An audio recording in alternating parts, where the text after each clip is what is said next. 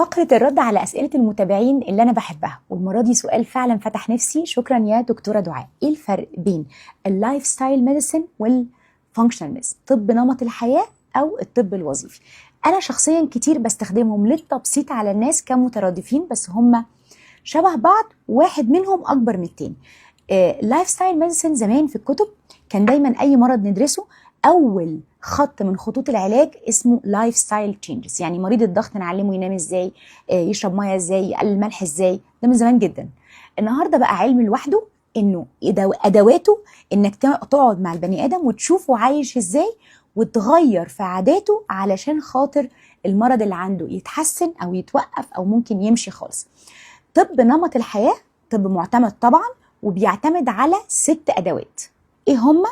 الاكل طبعا، يعني عشان كده هو وثيق الصله بالنيوتريشن. النوم، الحركه، الابتعاد عن المواد المضره وزي التدخين والكحوليات والحاجات الوحشه دي، وستريس مانجمنت يعلمك ازاي تتعامل مع الضغوط، واخيرا الريليشن يعلمك ازاي تخلي علاقاتك ماشيه في اتجاه الصحه مش في اتجاه المرض. هي دي كل الادوات وخلص على كده.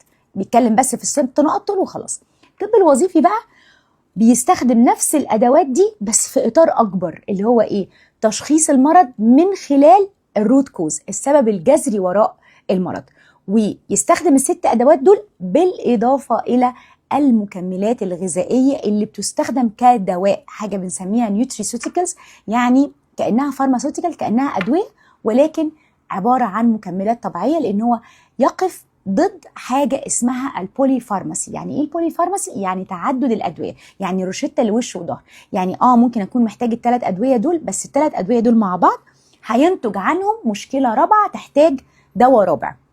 فده الطب الوظيفي، هو طب كامل متكامل، في تشخيص وفي علاج وفي ادوات مختلفه، لكن بالتاكيد بيعتمد على ال6 دول. يعتمد اساسا على اصلاح الامعاء، لانه it all starts in the gut.